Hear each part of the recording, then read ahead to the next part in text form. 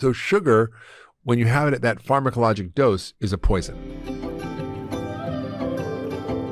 Help us really understand how sugar is so deeply tied into this whole field of neuroinflammation and poor brain health. What is it that sugar is actually doing in the body?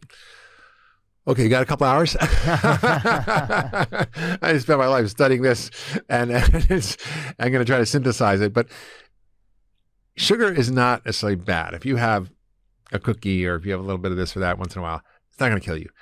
It's the dose that we have. We used to have historically 22 teaspoons a year as hunter-gatherers. That means if we got lucky, we find a honey, like a honey hive, and we can get the honey. Or, we might find some berries in the summer and we'd get some sugar. But historically, we really didn't have sugar as part of our diet. In 1800, we had 10 pounds of sugar per person, which was still a lot. And now, in 2020, we have about 150 pounds of sugar per person per year. So sugar, when you have it at that pharmacologic dose, is a poison. And it does a number of things. One, it screws up your microbiome. So it fertilizes all the bad bugs that create inflammation. Then that creates a leaky gut, and that creates neuroinflammation. It also drives a process in the body called insulin resistance, which means your body is resistant to the effects of insulin. It's like the boy who cried wolf. You eat a lot of sugar and starch, and your insulins go higher and higher and higher, and the cells become resistant to the insulin. So you need more and more insulin. But the consequence of that increased insulin is that you get more fat storage in the abdominal fat and the belly fat.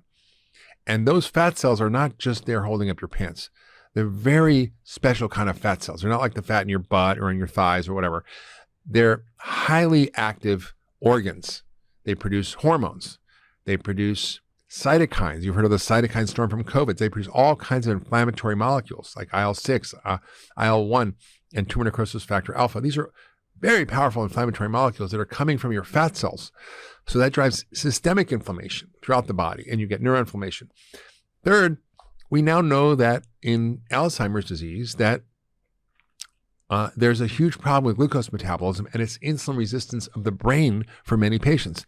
Not all Alzheimer's is insulin resistance of the brain, but they're calling Alzheimer's type 3 diabetes now because of this impact of insulin resistance in the brain. So there's a lot of ways and pathways through which this causes a problem. And I'm not saying never have sugar. Of course I have sugar. It's just, what is the overall balance of your diet? Is this a staple? Is this a daily commodity that you're drinking for breakfast, lunch, and dinner? I mean, in America, we have sugar for breakfast, lunch, and dinner. It's in our cereal. It's in our salad dressings. It's in tomato sauce. I mean, there's more sugar per serving of tomato sauce than there is in two Oreo cookies. So we got to get kind of real and get all the hidden sugar out of our diet.